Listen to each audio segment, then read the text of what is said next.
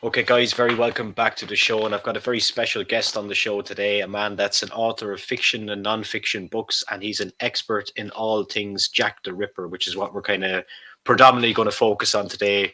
It being October, near Halloween, near spooky season, Friday the 13th, just around the corner. So, Mr. Michael L. Hawley, how you doing, man? Great. How are you doing? Doing good. As I said to you, it's nice to break the monotony of pro wrestling and get back here and talking about strange and wonderful things. And what a place to start again. And actually, I was in London last month at the London Dungeon, which is all Okay. based around Jack the Ripper. Are you familiar with the London Dungeon tour over there? Yes, I haven't been on that, but I'm familiar with it. Yes. Yeah, we took our 4 year old on it, which wasn't wise. They said you have to be five, so we pretended that he was five. But then, as you go through the tour, there's like a roller coaster and a boat, and he was just a little bit too short to go on them. He was just Oh. grabbing onto my leg for the whole time. Oh, gee. Yeah, so that's it's a fun experience. It's mostly just kind of tongue in cheek with actors, but it is educational and they do go into detail. There's various dungeons I've been to in Europe. Amsterdam is another one where it kind of goes through serial killer history over there, and Okay. it's just yeah, it's nothing to be taken too seriously. But I suppose in the with what you're involved in, you might get some kind of lighthearted fun out of it. Oh yeah. Oh yeah. Yeah.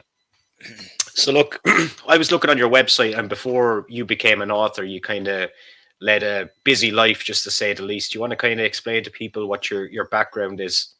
Because Okay. there's a I lot in was. there. Yes, true. I was. I graduated in geology, geophysics, and I got a master's in kind of a paleontology, fossil stratigraphy. So I love research and I love discovery. But also, what I did is I was a Navy pilot and I retired as commander.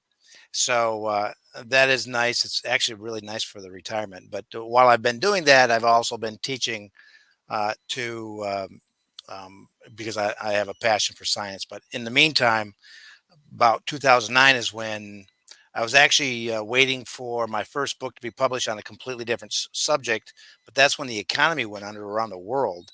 So my publisher actually was I was just waiting for them to make any decisions. So in the meantime, I was watching a, Mystery Quest episode on Jack the Ripper, and I found out that one of the prime suspects, this Francis Tumblety, is buried an hour and a half away from me, and he was born in Ireland. But they at the time they didn't know where or when he was born, and I actually found that out where he was born. But it was intriguing because, of course, Jack the Ripper is a mystery today. So I love mystery, so I decided, well, my background in research is slightly different than the usual people that research Jack the Ripper, as in maybe police officers or sometimes physicians or attorneys. The physical science is a different style of research, and so to me, I think is one of the reasons why I discovered a wealth of new information on this suspect that's buried in Rochester, New York, which is near me. Yeah. So we're going to talk about Francis later on, but just as you brought it up there, how you end up being able to trace him back to Ireland? What kind of process was involved in that? Well, the other thing that I do is I do family research, and with the family research, I do a lot of um, research online, and also, but I look at a couple people have asked me to do their family history, so I decided to do the family history of Francis Tumblety, and nobody could find out where he had lived or where he was born. I mean, he definitely lied a lot because he claimed he was a old money wealthy surgeon. His father was a surgeon, and he was actually born in County Meath on a tenant farm, and that was he was born in 1830. And what happened was is the because it was 1830, I think that's why no one knew where he was. I knew he was one of 11 children. He was the 11th. So I looked in the 1823 census in Ireland and I found the family. So if I found the family, then I found him, even though he was not born yet, but that's where he was born. So then that's where I found out where he was from. And then also that's when the the potato famine was about to happen, but it was still at the time, the Ireland was going through the Industrial Revolution, was hurting Ireland because of the flax industry. And so Francis Tumblety's mother was a spinner, so for the flax industry, but that was when it was hurting. So many of his older siblings had already moved to the United States, where because of the Erie Canal and north in the Northeast, they were experiencing a boon.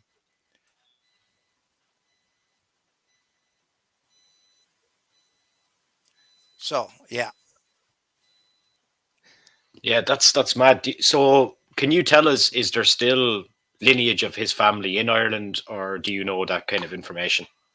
There is an Irish reporter that was involved with me probably 10 years ago, and she actually found family members in County Meath.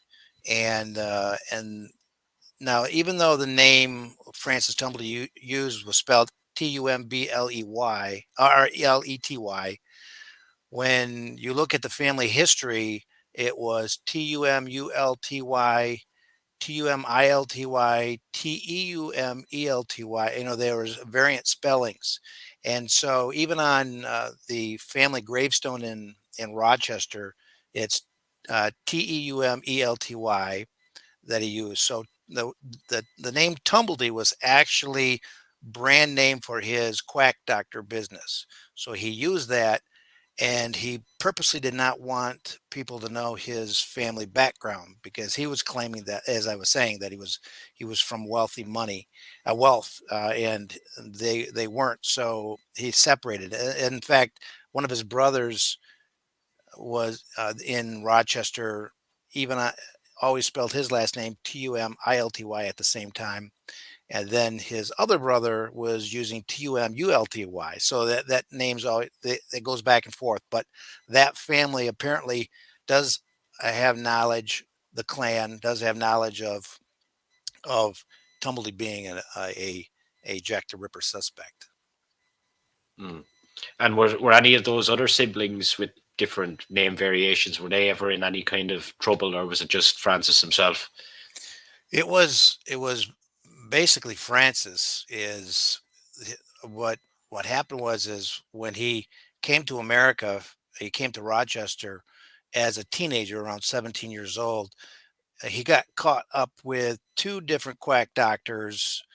So for the next 9 years, he was learning the business, and then he crossed the border into Canada. They called it Canada West at the time, and he started doing his quack doctor business. And he made, in today's value, $1 million in 3 years by scamming everyone. He claimed to be a cure-all doctor, and then but his other family members, they had normal businesses, although at the same time, Tumblety had this bitter hatred of women.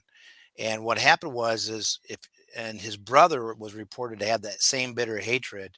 And so I looked at the census material, and the boys were considered literate, but all the sisters were illiterate. And so you could see there was possibly a family thing there going on. But Tumblety would say he was Catholic, and there was a misconception at the time for many Catholics. It was not doctrine, but he believed it was not Adam that committed the original sin. It was Eve deceiving Adam. Therefore, women were the curse of the land, including disease. And Tumblety, I've discovered that he was born as they used to call a hermaphrodite, as in he had both male and female parts, and his male part didn't work, so he could not rape. But because it was the size of the tip of his thumb, and so he blamed women for that, and so.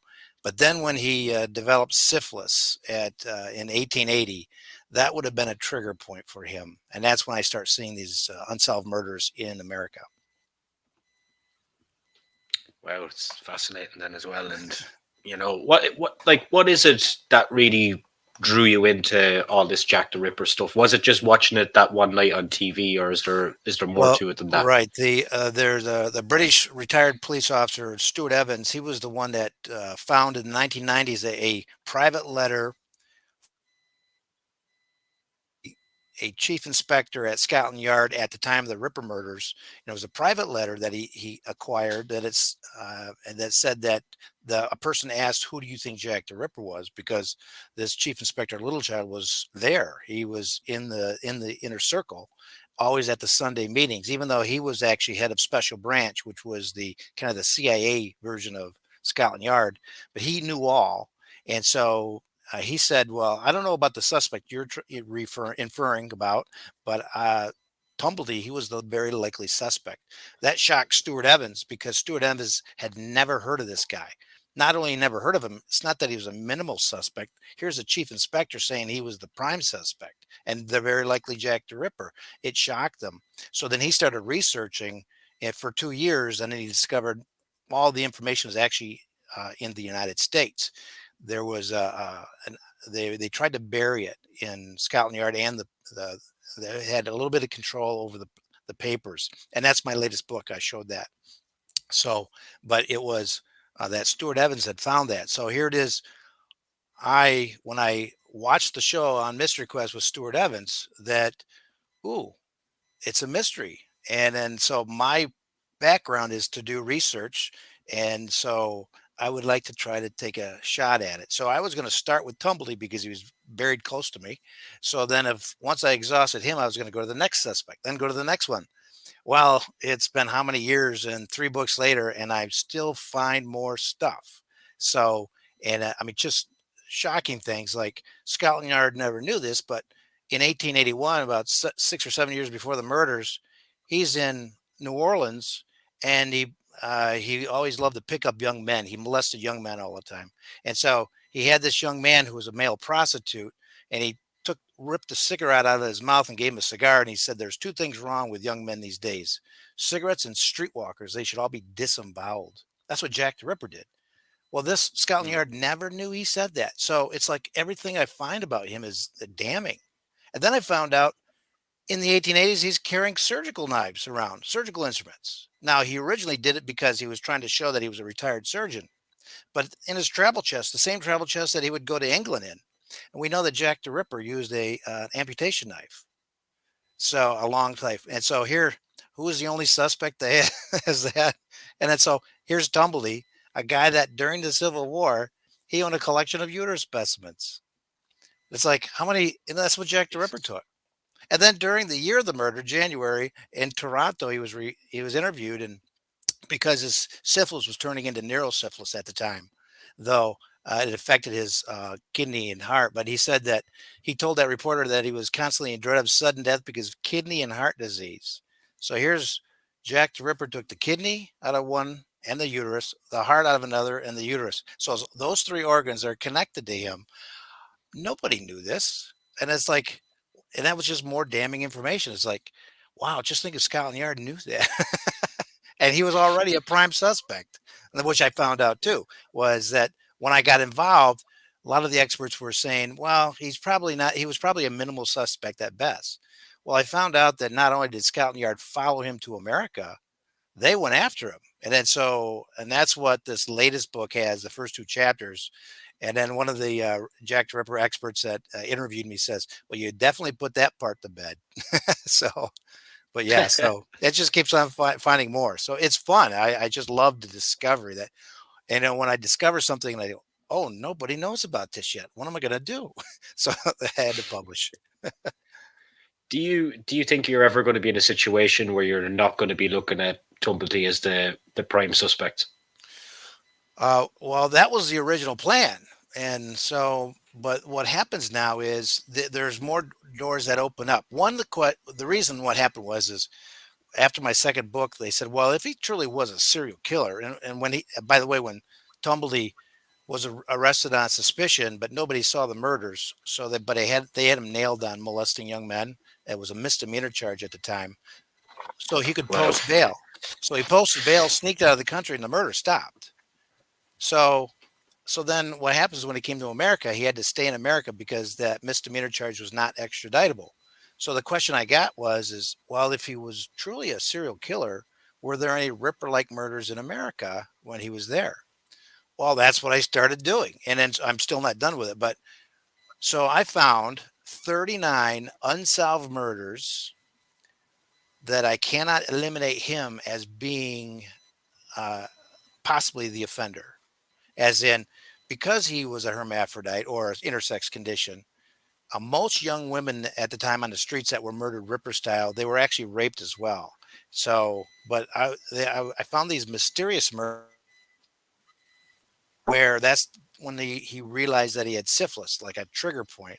But what happened was is they called them mysterious murders because it was they had no motive in their minds. So because there was no rape, there was no robbery.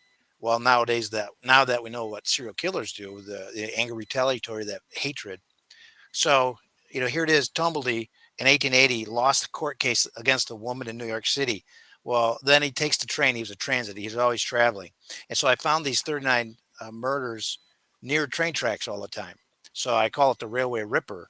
But what happened is right out of Grand Central Station, you go northeast and you go into Connecticut, and there was a young woman that was murdered right there within 2 weeks of that, where it was the young woman was mutilated and the big long knife was stuck in her thigh. So, and that just keeps on going. And then the next year, here's Tumblety. He was a quack doctor still. He had a quack doctor business in Manhattan. And what happened is that was 1881. This young woman came from Connecticut, another one that went to Manhattan to get an abortion. Well, they were illegal, so she went purposely to a quack doctor. And well, 2 months later, they found her dismembered body in Long Island with her head still with it. So because her head was there, they identified her, and they found out that she went to that quack doctor, and he had a solid alibi. Well, if you look where she was stationed in Manhattan, just a couple blocks to the west was Francis Tumblety's office. And it's so what's interesting about that body was all the organs were missing. The head was there though. Now, if they were thinking that it was just the police were thinking that it was just uh, let's say, an abortion gone awry. So the guy tried to hide the evidence, the body. Well, if you do that, but back then the only way to identify a person would be the face. You wouldn't have the face with the Yeah. body, but it was. But the organs were missing, and that's what Tumblety always collected. So, so it's like I didn't look for this. It found me, and then it just keeps on getting so more details. And so then I found about 34 attempted murders, and the nice thing about those is that the woman has an eyewitness account. So there's eyewitness testimony. And Tumblety was unusually tall. He was 6 foot tall. When he came back to America, he was reported wearing an Ulster coat. So I find time and time again, it's a tall man in a gray Ulster coat, tall man in a gray Ulster coat, tall man in a mustache, gray Ulster coat. And it's like, I really honestly believe I found a late 19th century serial killer that took advantage of the trains. Just think there was no FBI at the time. If you're on a train, you stop at a train station, kill some woman, and get back on that train and leave. There was no way they're going to catch you because they always thought it was a local thing, like a farmhand or something that killed somebody. But it's like, and it would have Yeah. lasted a long time. So from 1880 to 1901, I see these. So, and then I can't eliminate him because I found Tumblety was a transient. So he had this annual train path that he would take to these cities. He loved cities, stay a week or so. And then so I would file that. And so I made a map of all the locations of the unsolved murders and assaults, and then Tumblety's annual pattern, and they match. So it's like I didn't make that up either. So it's like so that is to me is like exciting. So there's more to that because what I did not do is ever since 1873, Tumblety would go to Europe for pretty much a few months. That's what I was going to ask. Yeah, that's I what I was I going to ask next. I haven't even looked there, other than Mm. 1888 during the Whitechapel murders. But it's like I haven't even looked in Europe yet. So that would take a while. And we'll leave Europe to the side then for a moment because I was reading up about that. But what evidence have you gathered from Whitechapel then with Tumblety at the time? Oh, at the time, what happened is what Scotland Yard did. What the of course Scotland Yard was not talking, but I found out that which nobody knew this, but the source of Tumblety being connected to the Whitechapel murders was this New York World correspondent, and he said that on two separate occasions about his Scotland Yard informant. And so his when he would get any stories about the Whitechapel investigation during the murders, he would go to his Whitechapel informant because New York World office was just next door to Scotland Yard. So and so then what we found out was that he was the one that discovered that they called him whoever the informant said read it with a K, not a T, but Cumblety, this New York doctor from New York, a New York doctor. So then, when the press went to the New York City Police Department, Chief Inspector Burns said, "Oh, that's Tumblety," and so he knew automatically who it was. And the reason is because in contact with Scotland Yard when, especially when Tumblety sneaked out of the country. So Burns had two detectives waiting for Tumblety off the plank when he got off the ship. But so what happened was is he was initially arrested on suspicion, but as I said, nobody saw the murder. So what they did was is they had him nailed on a gross indecency case. So, but what happens is Scotland Yard is not in charge of the courts. So that's the so it goes to the judicial system. So they have to put that prisoner in front of a magistrate within 24 hours, or they have to release him.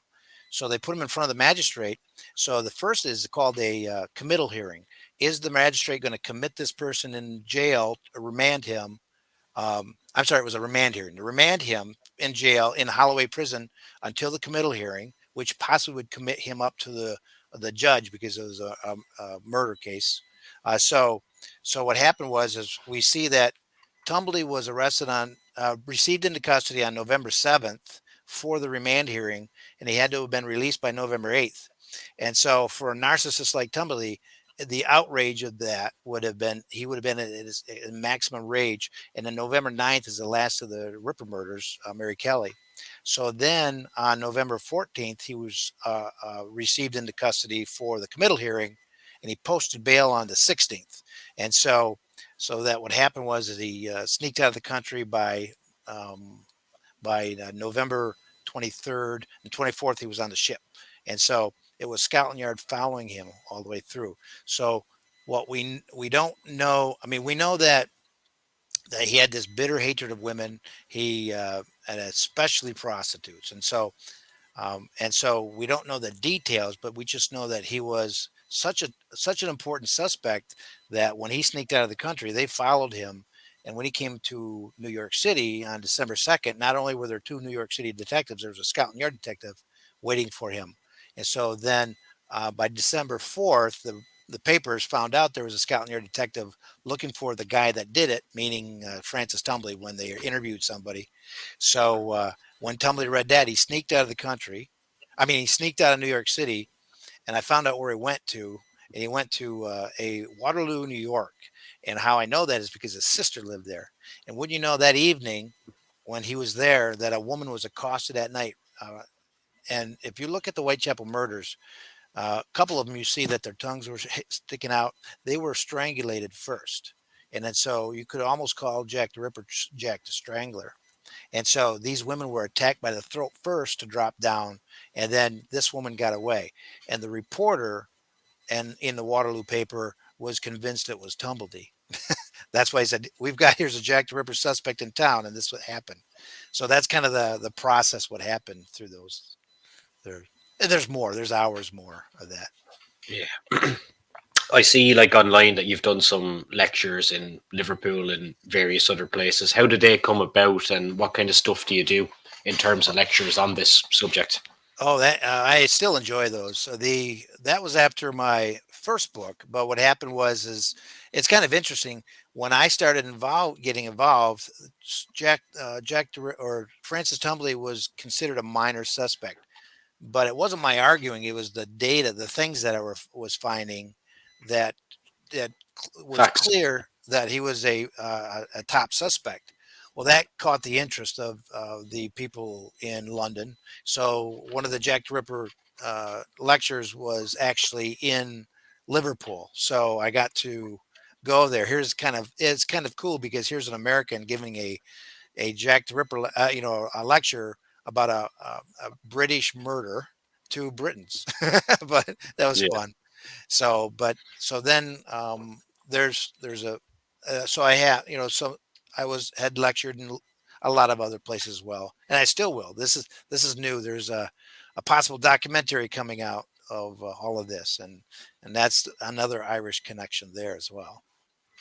Yeah, let's talk about that. You made a trip to Dublin and you done some stuff over here then as well. Do you want to tell Oh people about yes, that? that was well. The nice thing is when you get involved with this, then uh, the uh, the TV finally recognized you. So it was a travel channel that asked.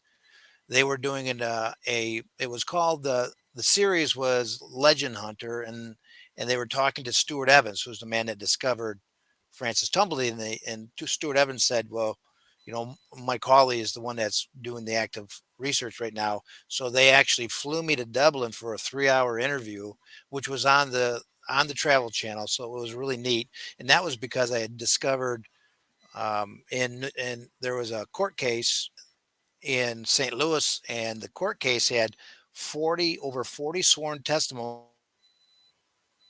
in the last 20 years of his life. Lots of damning information in there. So that's what they were interested in at that time. So then when I was on the History's Greatest Mysteries, they just needed an expert. So they didn't want to talk about Tumblety at this time. They wanted to talk about a few other suspects. So they just used me as an expert, which is fine. This next one is Irish film director Jason Figgis and producer John West.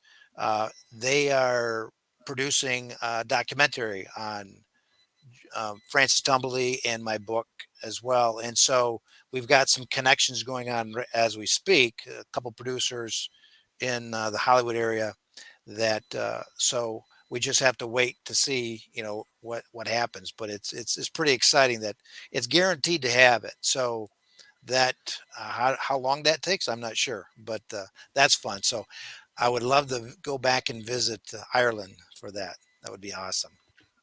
Yeah, I was just going to say you'll have to take a trip over here. Maybe try some Jameson. Maybe try some Guinness, Oh proper Guinness. yes. Yeah, oh yeah, proper, that's proper Guinness, that's right. Yeah, the real stuff. So what kind of stage is that project at then? It's just kind of in kind of pre-production then at the moment still, is it? Yes, although we have, it's a minimum of three. It's a docu series, so a minimum of three that we have, and so the Jason, John West, and I have kind of figured out a bit of how we want to have it done. And the big difference between writing books, you can get into extreme detail and talk forever. But like for example, podcasts, you don't have time to talk about all the stuff.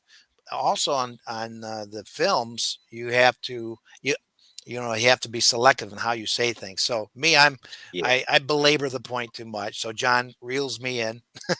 So I've they've interviewed me a couple times, and so they have that. But we want to do a lot more.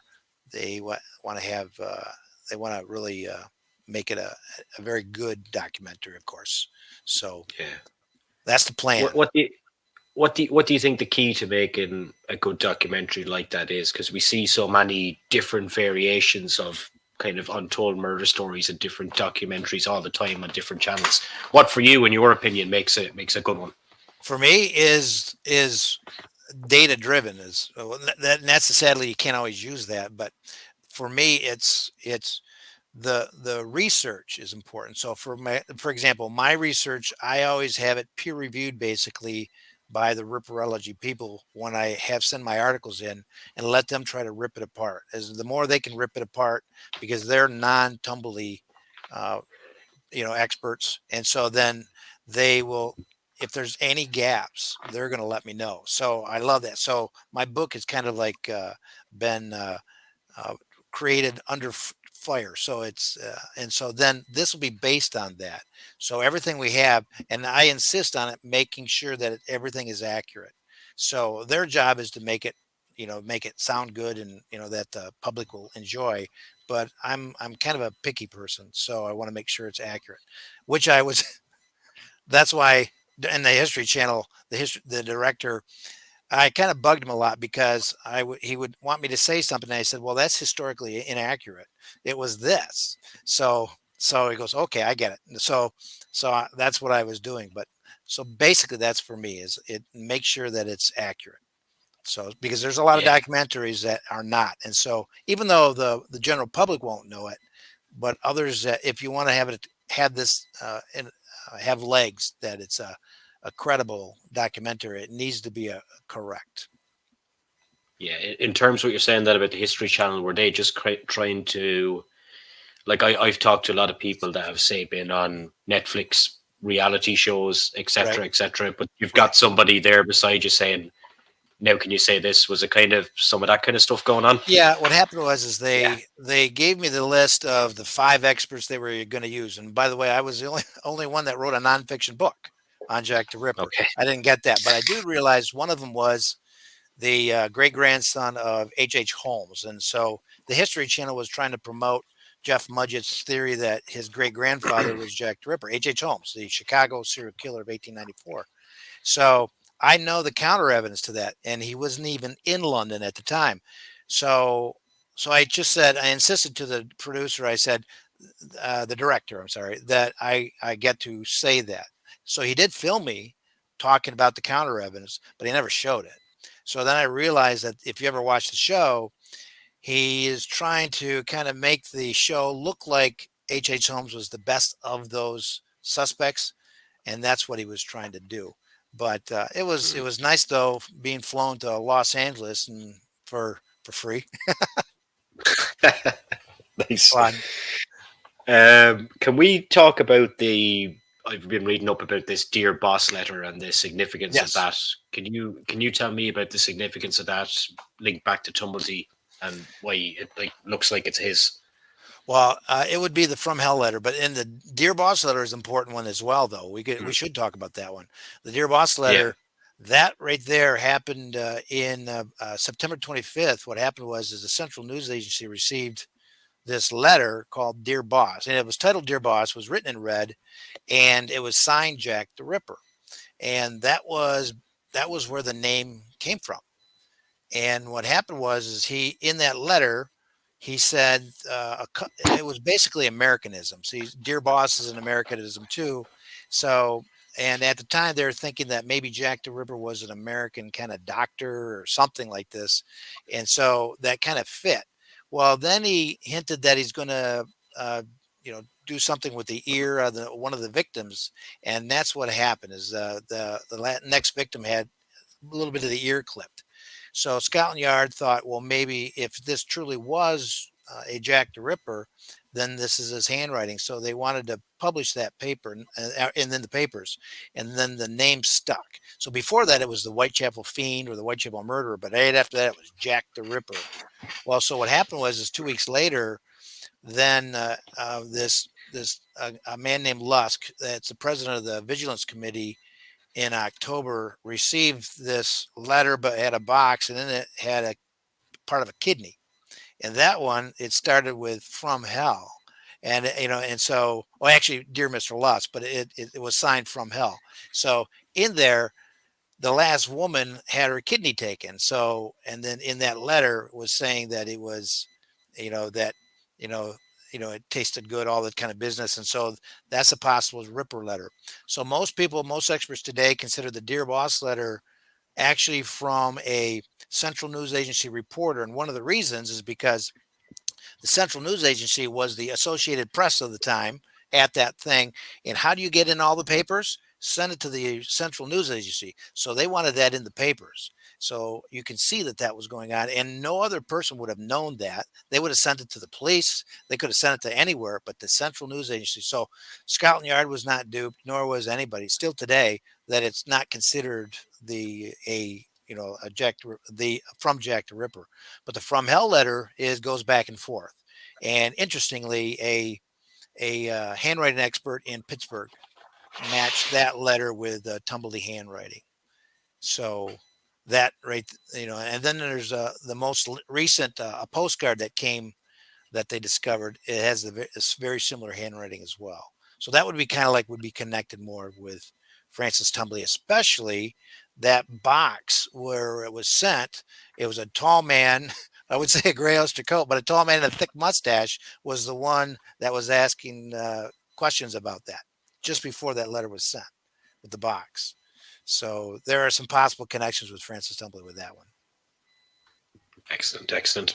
And for people that want to kind of check out your books, like you've got an extensive range of books now, and most of them are actually based around Jack the Ripper. So do you want to just kind of give a breakdown of what books are available on your website at the moment?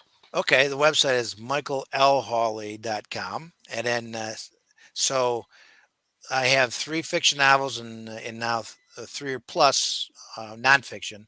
So the nonfiction are based on my research around Francis Tumblety and the Whitechapel murders.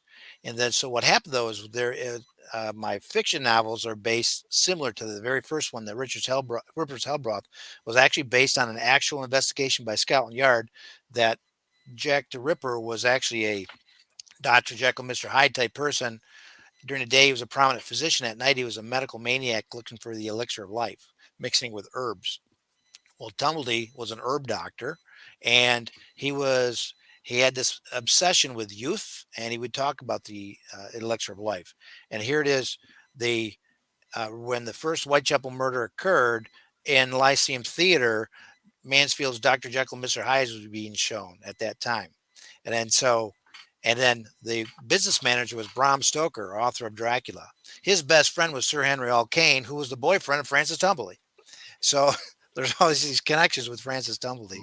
So what I did And a was, lot is of Bram Stoker written Dracula written in Dublin as well, as I'm sure you know. yes, that's right. And here it is. That's an immortal being right there that and loves blood.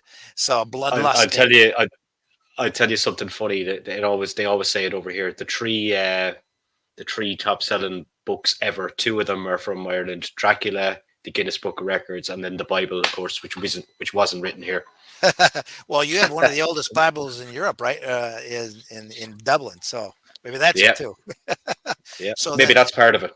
yeah, and it's so my nonfictions are based on a modern day serial killings going on in America, where they are doing a Jack the Ripper copycat. But is it really a copycat, or did the elixir really work? That's kind of the story. So, but then I keep on going with that. So, the that's my three fiction novels. But so I keep on finding more stuff. So that's that's kind of it in a nutshell. Mhm. Where do you keep all your research? Do you print everything out? Do you keep it all on files on your computer? Do you have hard copies? What way do you kind of organize your stuff from your research? Well, I actually have a hard copy of a lot of stuff, but it really is now online on hard drives, and so I save my hard drives, and so I have that, and especially when my research is online, and then so especially with finding, because all the original, well, the files are lost, in the physical evidence is gone with this case. It's really the newspapers that have investigative reporters that maybe talked to a Scotland Yard detective or something, or the court cases like in St. Louis. So, but so then what I do is then I definitely digitize all of that stuff to keep it, because it's easy. It's also easy to bring with me if I'm going to do a lecture again in Liverpool or in England or something. If I have that, have it on my file, or I'll have it on the like the cloud. So if I lose my computer, then just give me a computer. I can download it, so it's ready to go. So, but it's also nice just to have it right there for you to talk. But Yeah, take advantage of yeah. modern technology.